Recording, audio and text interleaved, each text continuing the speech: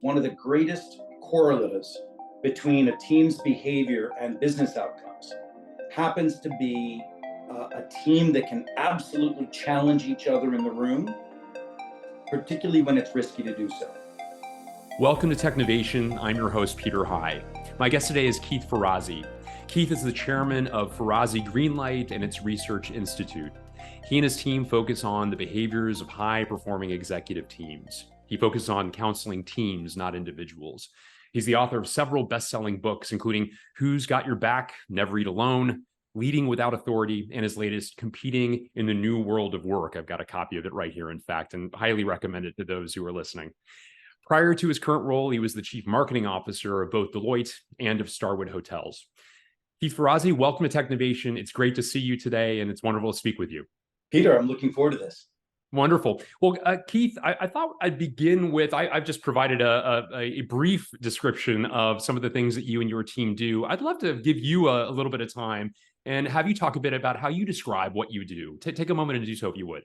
Well, first of all, I thought that was lovely, so I'm taking you with me everywhere. But in terms of what we do, very simply, a leader will typically bring us on board if they believe that strapping a booster rocket to their strategy and their success requires a change in the behavior of how their team works. And we deliver that. An organization like a large telecom, for instance, where the CIO was typically thought of as the executor of technology, but not necessarily the Sherpa or the agent of business transformation. You know, you could imagine a large telecoms company where the network's important, but is technology and what's really driving the business change. And in a case like that, you've got a CIO who might have always been at the tip of the spear. They've always been the individual who's the arbitration of their key business relationships inside of the organization.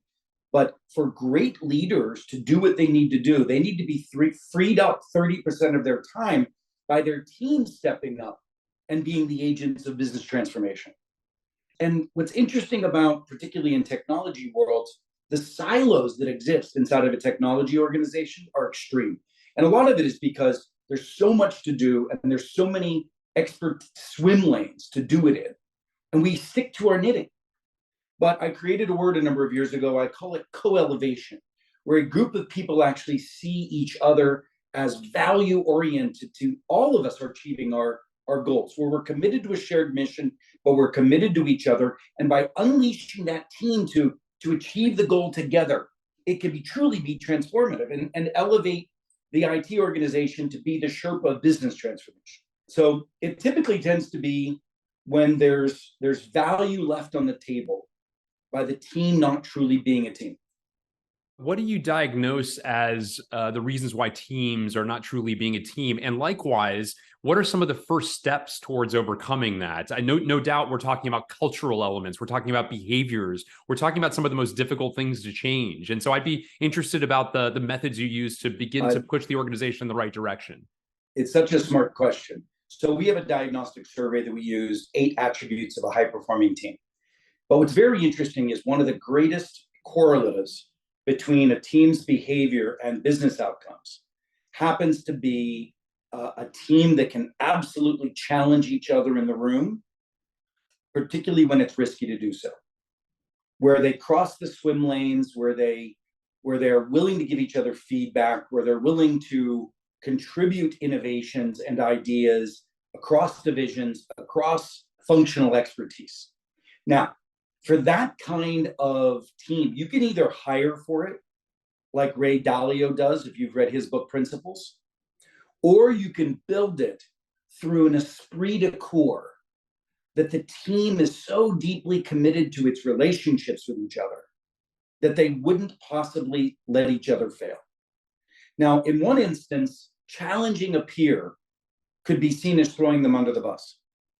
In another instance, challenging a peer is the greatest gift to making sure that that person succeeds. So coaching that level of intent, and you mentioned, what do you start with?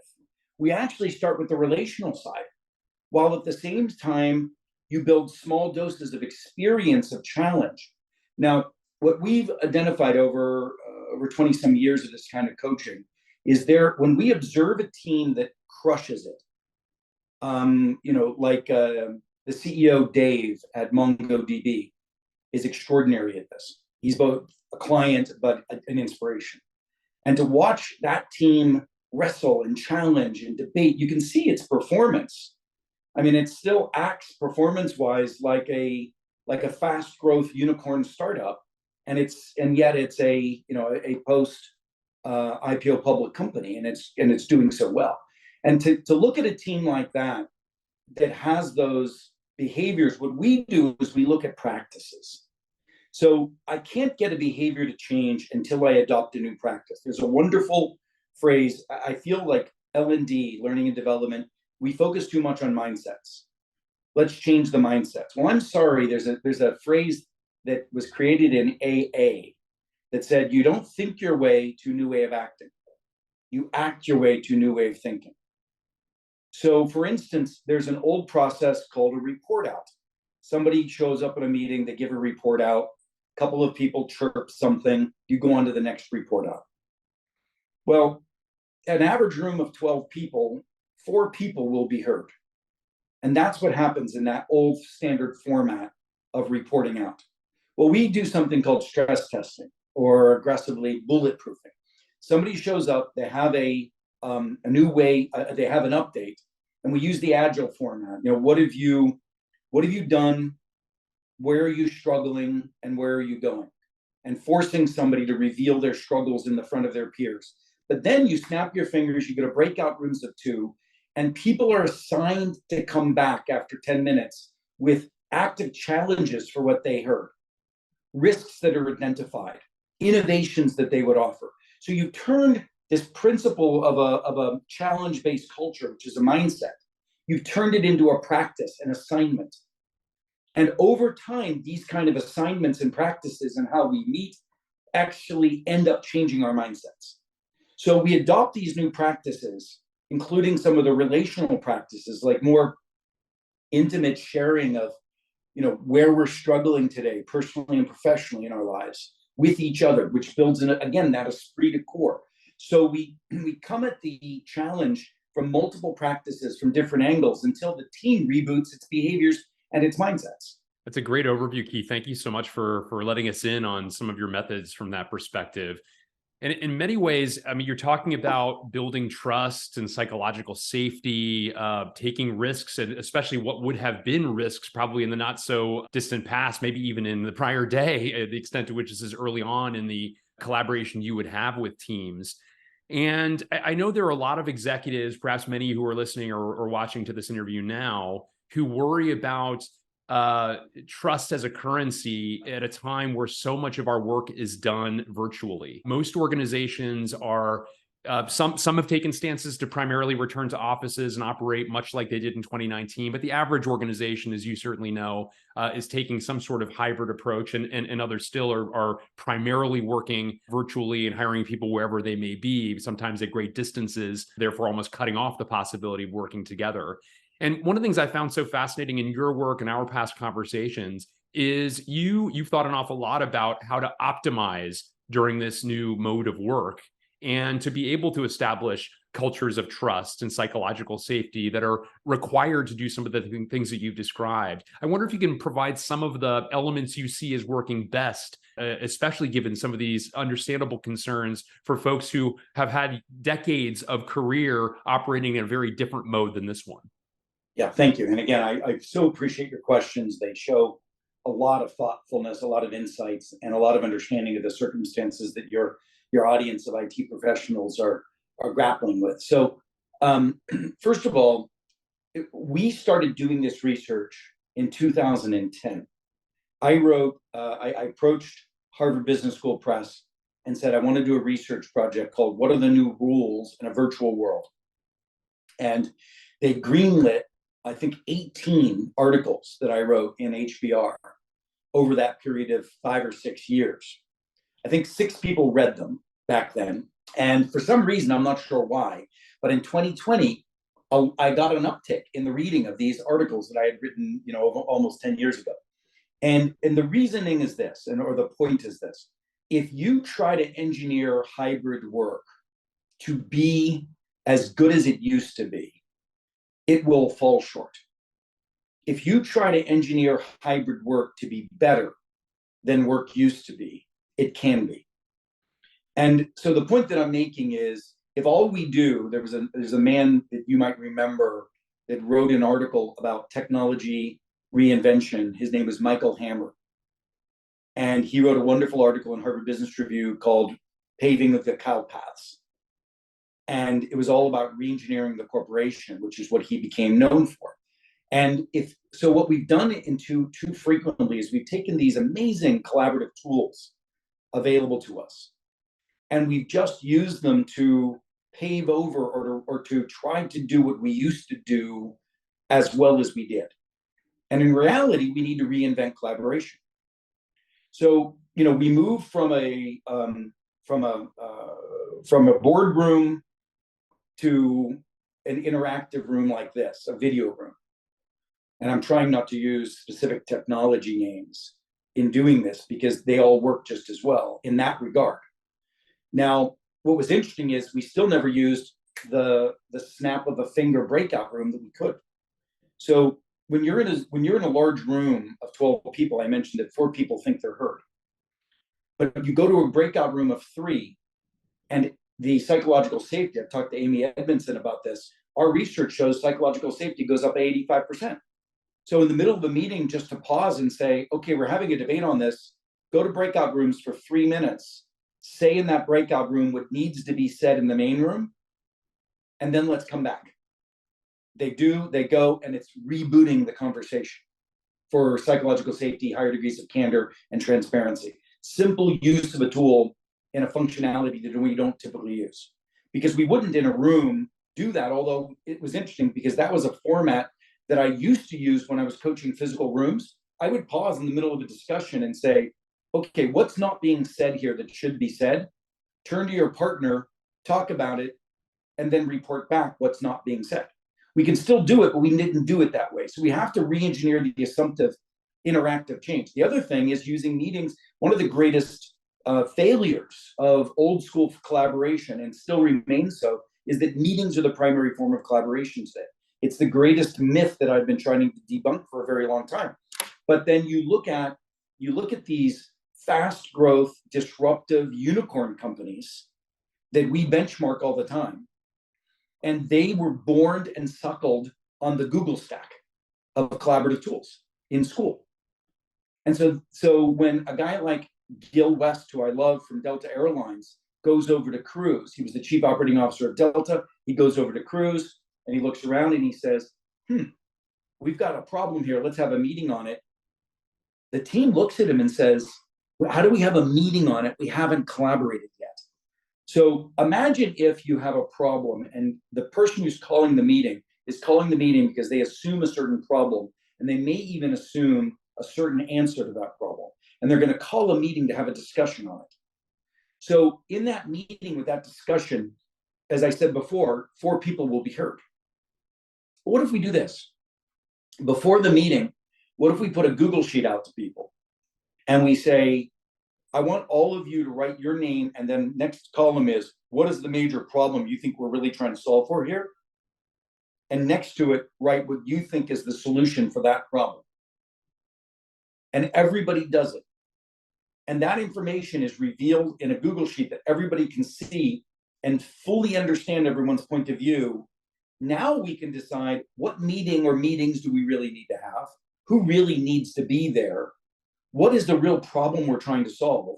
I call it meeting shifting. It's shifting an entire realm of collaboration, which wouldn't have even have happened in the old world.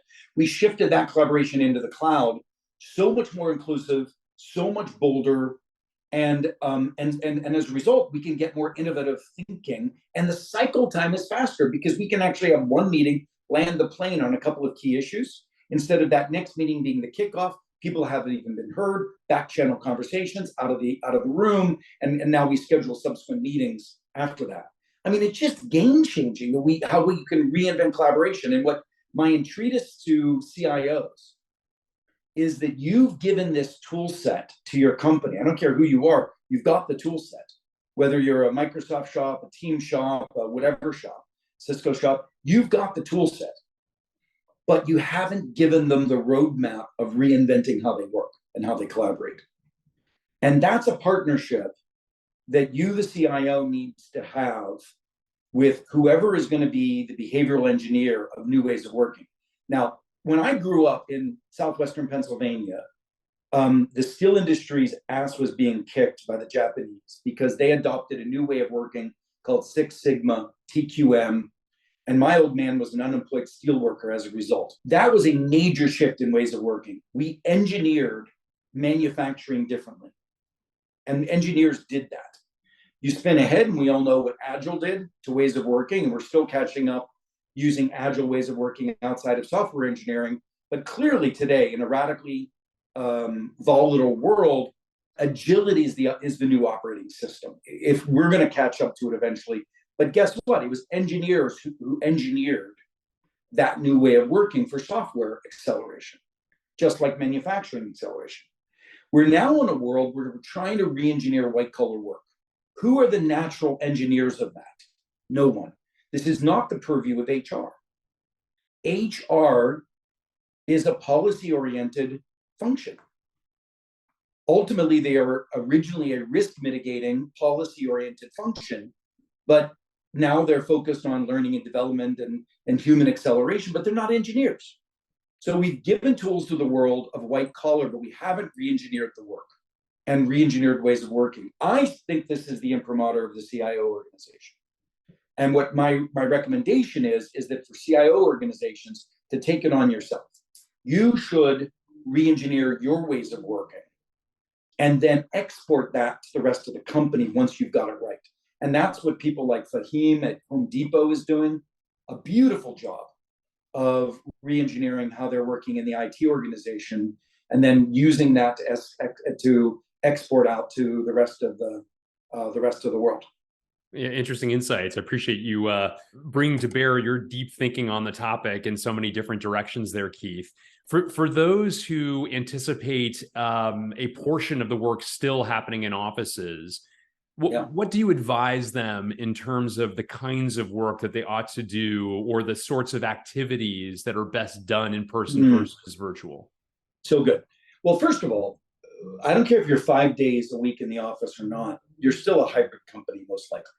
As soon as you have two offices and somewhere in the world, you're a hybrid company. And so let's just acknowledge that we're hybrid. Once we're hybrid, then we introduce to a team the recognition of what we call the collaborative stack. You always start asynchronous because you start bolder and broader.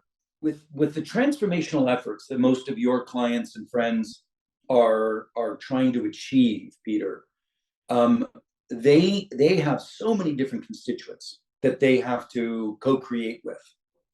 And think about the business units, the functional areas, their own groups within IT, vendors, and the aperture of collaboration, if done well, should be quite broad. Asynchronous collaboration provides that aperture and that ability to get massive, bold inputs to the top of the decision-making process, right? Now, the old mindset of, if I got people involved early and broadly, we would grind to a halt, or we would have a need for consensus and therefore never be bold.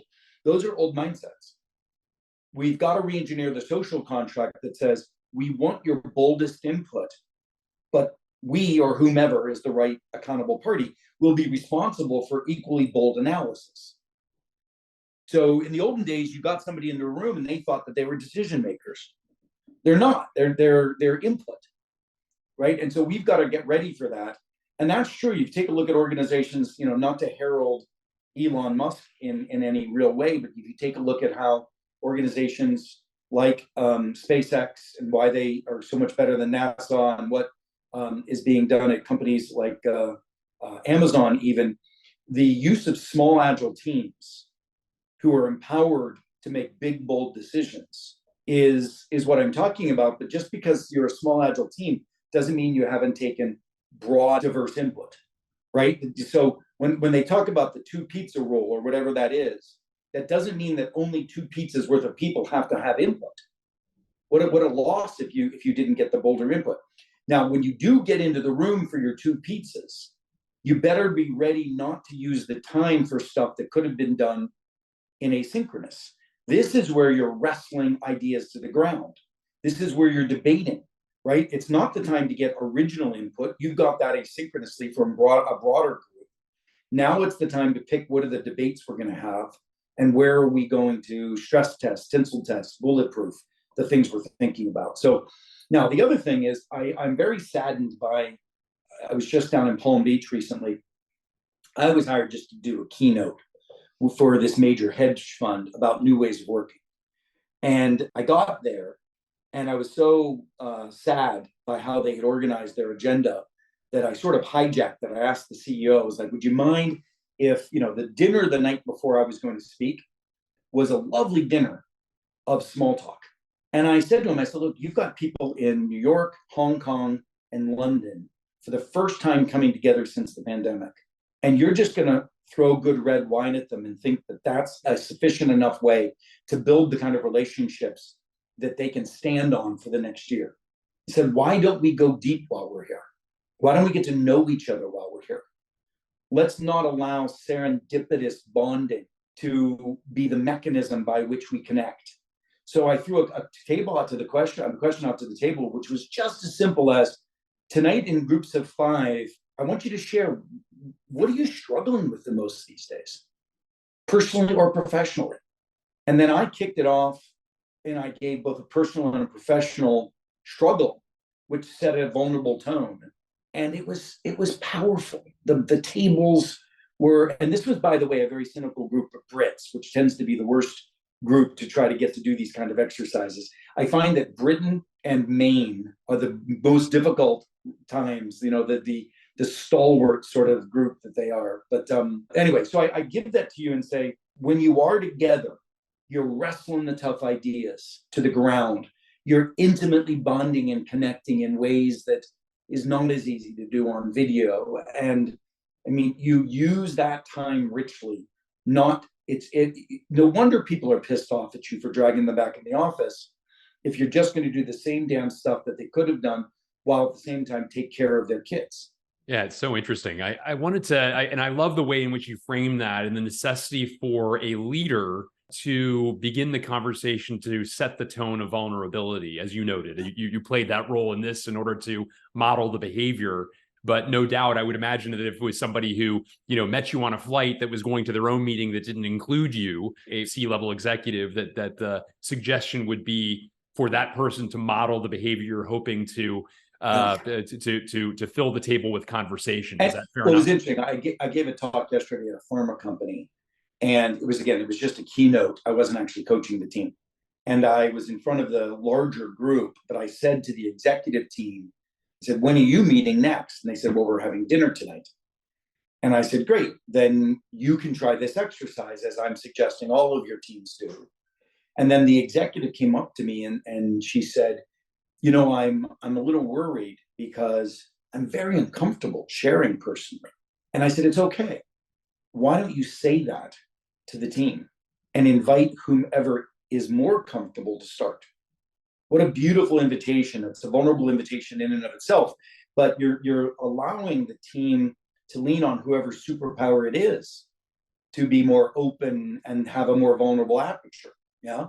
And look, you and I both know that technologists aren't necessarily the best at these kind of exercises.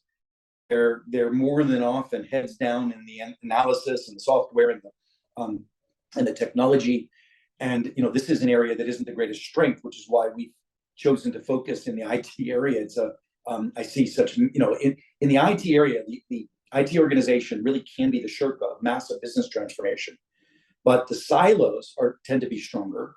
And the willingness to be the navigator of these personal relationships, both within IT and as trusted advisors, can be rather weak. So it's like you've got bigger gaps, but bigger potential. What a great opportunity to bring this to bear. And it sounds like at the beginnings of what you've written and spoken about of the social chemical connection that you say is so Yeah, critical, yeah, that this be the new North Star when we are together, when we are collaborating. Is that fair? exactly right. Yeah. Yeah, yeah, Yeah. because it is better. I mean, if you and I were face to face today, there would be something different.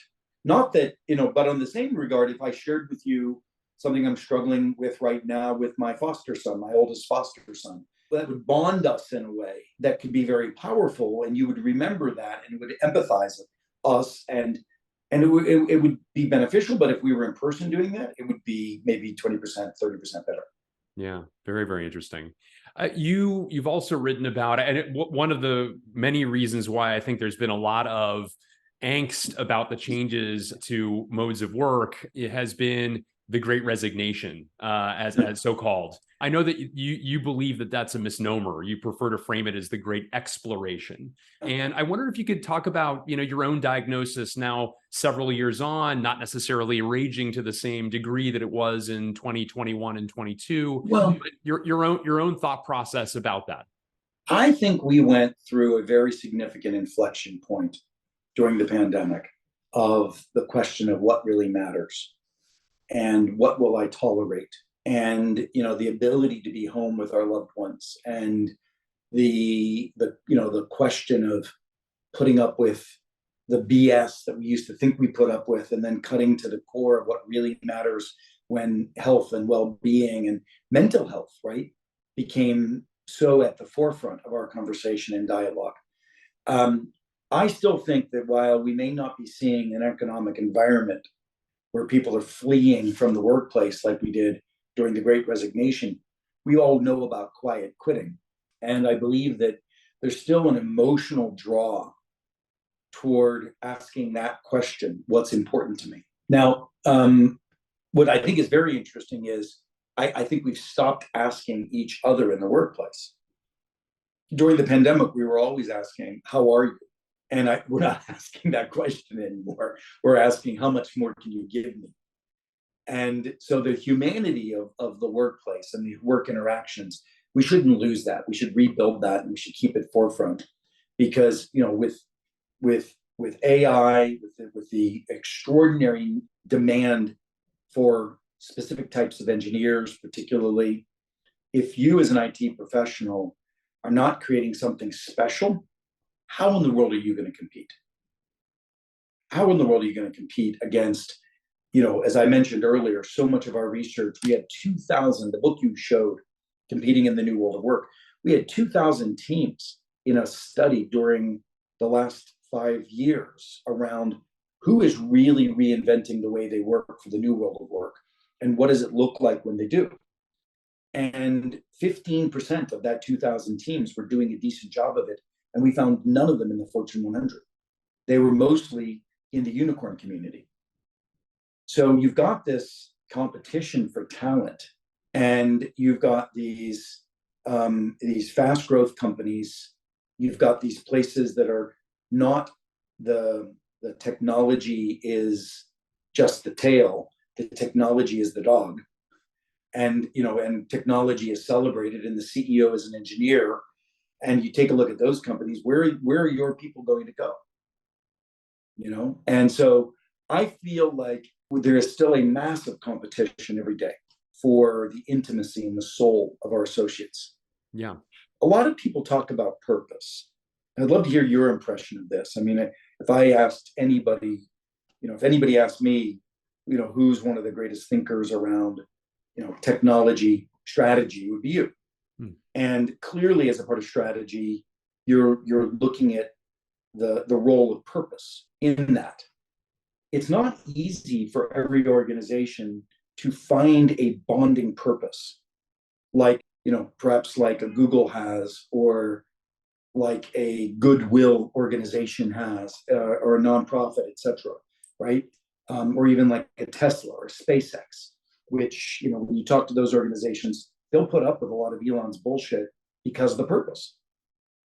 But I feel like, and I'd be interested in your thinking, sometimes the bonding of the purpose is actually the ways of working in a few places, meaning this is one of those places that my team has my back. This is one of those places that I'm learning more than I've ever learned before. This is the greatest growth sprint I've ever had. I mean, I feel like that kind of, if I were looking at differentiating value, I would be looking not just at external enterprise purpose, but I would also be looking at, how we treat each other as a way to do that. But maybe you can, what's your thinking about that and tethering strategy to, employee retention? Yeah, I mean, it's a great point you already raised, Keith. And I think that the tendency at times is for this to be, promotional materials that are put on posters near the elevators and the restrooms. But as you point out, doesn't lead to changes in action. And right, the proof is in the pudding, obviously. It's like putting up one of those posters that has an eagle and talks about how we're going to soar together or something like that. Right. What does that mean, really? And how is my behavior changing? How is my expectation changing as a result of that poster being put up? So I think you're absolutely right. This flows from the top in terms of, I mean, and you've already talked about so many of these activities that leaders might foster in order to ensure that the greater organization recognizes this is a place that they can thrive, a place where they're protected, where they feel psychological safety, where they're willing to take risks, which after all, of course, is the source of innovation to begin with. And so, yeah, I don't mean to disparage having sort of a message and putting words to that. It's actually a very powerful thing. But of course, once you do that, and as part of that very exercise to establish it, so important to understand then what are the activities, what are the day-to-day work that we're going to do to ensure that what's written actually is lived. Yeah, and that's, to me, that's what I spend my life every day working on, changing cultures by changing practices. And I think the medium of changing cultures by changing practice is the team. I think there's a lot of organizations that think of culture as an enterprise question, and so you do these big cultural, posters and whatever, but it's spreading the peanut butter so thin you can't even taste it. And what you need to do is really drive it home in behavior of how we work together in the team. And I would even define team more broadly as who we need to work with to get stuff done. So it's not, team in my world isn't aligned to an org chart. It's aligned to the goals. Yeah, well, very well articulated. One of the things that I think has a lot of people also concerned or intimidated that you've written thoughtfully about is there's a tendency, I think, for some of us to get stuck in our ways of work and have our skills ossify to some extent. There's so much that's written that the pace of change is such that what you studied at university, for those very few people, by the way, who study something that then becomes the nature of what they do professionally, even for them, those skills erode rather quickly because of the passage of time and the pace of change from a business perspective. You've talked about the necessity to think about future-proofing yourself, if you will. And I wonder if you could speak to some of the methods to do so. It's interesting. I've always been a seeker, and sometimes that puts me 5 years ahead of a trend, like I was with virtual and remote work, right? But I've always had just a deep curiosity for looking around corners, and particularly in the area of ways of working. But for me, I could talk about the need to lead your life with a great deal of curiosity, which I always have. But I'll tell you what's better, which is associate yourself with futurists. And I say that not to say that everybody has an opportunity to hang out with, Tom Friedman and Peter Diamandis. But yes, but today we can't, right? I mean, we can follow their blogs, we can read their writings. And I have been, Peter Diamandis, looking at his work for a very long time. And I've known for 5 years at least that if a business wasn't fundamentally AI engineered, it wouldn't be in business. So I've been thinking about this around what is AI in a team's performance look like? What will it mean when you have a team member associated with their AI bot? And how will that team operate when it's a team of 5 with each of their AI bots, generative AI bots? I've been thinking about that. I've been thinking about how sales professionals can accelerate their performance and their customer intimacy through generative AI. I've been thinking about that. So, and it's because, and I wouldn't have done it because I'm that brilliant or I had that foresight, but I hang out with those who do, whether it's virtually or really. And so I would just say, to future-proof yourself, you need to tether yourselves to the icons that are all that's all they do. They're full-time curators of the future. And you can do that for me if you want on ways of working. You can do that through you in terms of technology strategy and where that's going. You do it with Peter Diamandis and future uses of cutting edge radical technologies, etc. So I think that's important. It's the easy path, to be honest. I'd be interested in some of your conclusions about generative AI. So much of the work that you do is, person to person interaction, cultures, talking about all that's done as a, mental health is a team sport, that we win together, all these sorts of things. But you bring up a really interesting and provocative point that it won't be long before we each have our chiefs of staff with us who are artificial intelligence, and impacting the way that we work, as well as, of course, how we collaborate. And I realize in the grand scheme of things, still relatively early days, especially relative to the topic of generative AI. You do hang with a number of folks who have been investing much longer than the late November release of ChatGPT, the introduction to so many as to what generative AI is. So perhaps you've got a longer crack at developing some of your hypotheses. But what do you think about, as you think about advising teams as you do, to ensure that they're focused on getting that balance correct? What are some of your early conclusions? Well, it was interesting because I had a dinner in San Francisco last year, and it was Reid Hoffman, Andrew Ng, Peter Diamandis, Kai-Fu Lee, who was one of the old OG AI guys, right? In the early language models, etc. And it was like there were 10 of us around the table. And I get the value of being the host that convened the dinner. So I got to learn from these folks, right? So my superpower is convening these things. And people love it but I don't think anybody's coming to see me. They're coming to see each other. And I just happen to be there, which is wonderful. And so it's interesting, having had that sneak peek prior to Davos release of ChatGPT and Microsoft, which sort of set it all off in January of this year.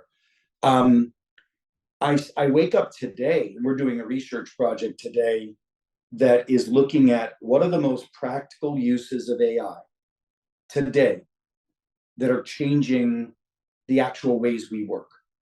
And the reality is almost nothing. The average sales rep today, whether they've got Duet available to them through their Google stack, they're still not using the technology as a part of their day in the life at 8:30 in the morning. They may go to it for a random search, but how are they doing it to get net new account increases, right? So what I've started to do on this new research project, which I'll be publishing starting this, probably in about a month, is I've been getting CIOs and some of their key functional partners, CIOs and chief revenue officers, in a room together and saying, okay, let's stop looking down the future and let's look at tomorrow. How do we actually start the work now? And how do we accelerate the behavior change of a sales rep using the tools and their functionality that we currently have? And let's stop these bullshit conversations about what will be possible, because that's where most of the conversation still exists. So I'll just tell you that for me, as excited as I was last year and thinking about what's possible, now that it is possible, I don't see enough activity in its use case. And I think we need to spend a lot more time again, to me, it's all about the small practices. You change a small practice, you change a mindset. What I want to see, I've come up with this idea that we need to have, and I'm working on a diagnostic tool today that will measure whether or not a team is what I call a world-class digitally forward team. Maybe a year or two ago, that was all about the use of the collaborative stack, use of hybrid tools, etc., reinventing meetings, all of that, which was big by itself and still hasn't even scratched the surface of implementation. But now we've got the use of generative AI and other tools that are now available to us that we're also not scratching the surface of. And so, look how long it took us for the adoption of CRM tools. I mean, that was 1980s, right? 90s, I guess, where the first CRM systems came on, Tom Siebel, 1990s. And we still have people that don't want to update their data. And in the IT world, this is really where my heart is, and my final treatise is, which is why, Peter, I'm so excited about partnering with you more broadly. The behavior changes in IT and the heralding of behavior changes associated with IT are so untapped. And I think it starts with IT. If we don't do it for ourselves, we're not going to bring it to the organization. I very well said, Keith. I appreciate that perspective as well. I wanted to also ask you.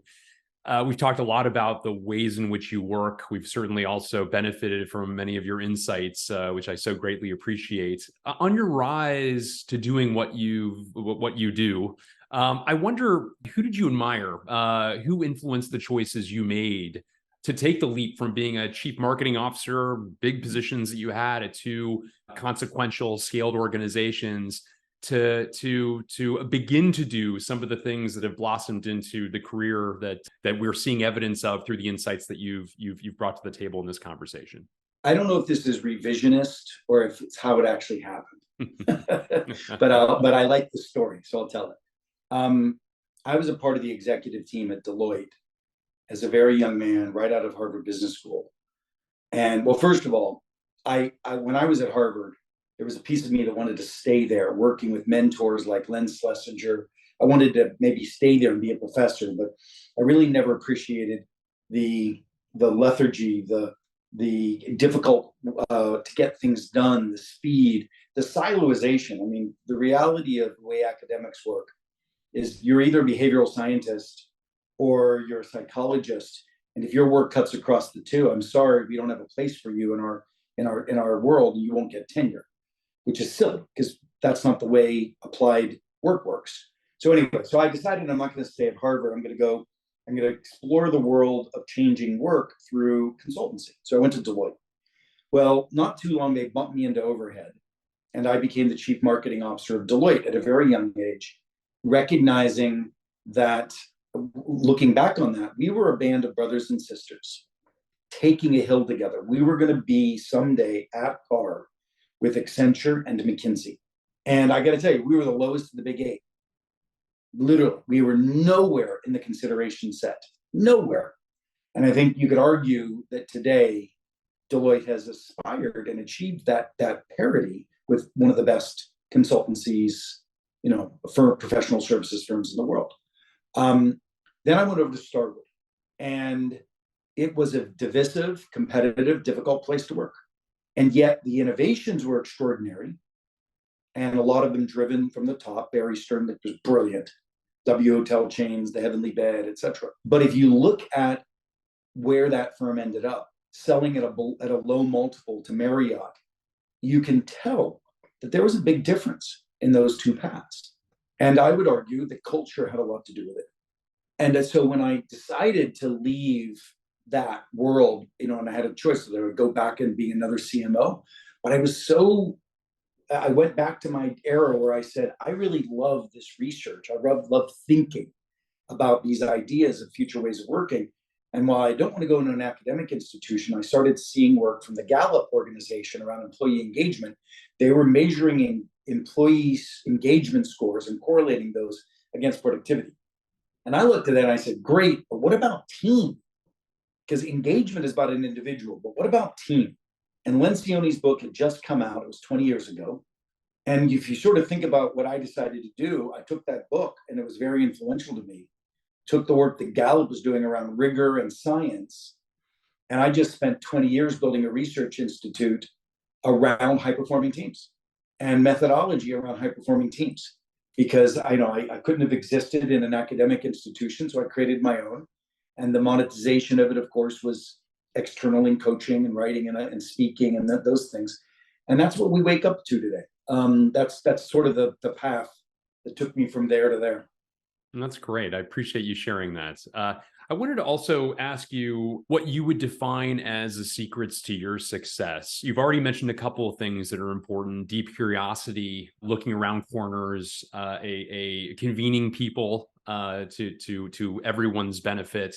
Clearly, some superpowers that you have. What else beyond that would you highlight as some of the secrets to your having built the success that you have? Well, I wrote my first book about it, and it was Never Eat Alone. And it was really all about the awareness that everything that you want to achieve in this world will be done with and through other people, both opening doors for you for opportunity, which is what happened when I became a mentee of the CEO of Deloitte when I was just a young man. That allowed me the early career growth that I had, and the learning. My friendship, when I got into this world of intellectual property and thought leadership, I wrote down on a piece of paper, people like Peter Diamandis, Tony Robbins, Deepak Chopra, etc., all of whom are friends now. And, those friends, I recognized that if I wanted to build knowledge, I wanted to do those through relationship. And I've done the same thing with, I struggled in my first marriage. And when we separated, I said, I'm going to hang out with people that I desperately admire who have great relationships, right? I want to hang out with couples that inspire me. And I won't accept another relationship unless I know it's at that level. So I think, it's just really, to me, the path to power is the path of relationship. And it's the path of co-creation, and it's the path of humbly learning from others. When I wrote the other book, which I think is really written for a CIO community, it's called Leading Without Authority. What I realized was David Allen's book, Getting Things Done. Getting things done today is not about a task list or process. Getting things done today is an arbitration of your ability to work relationships in networks.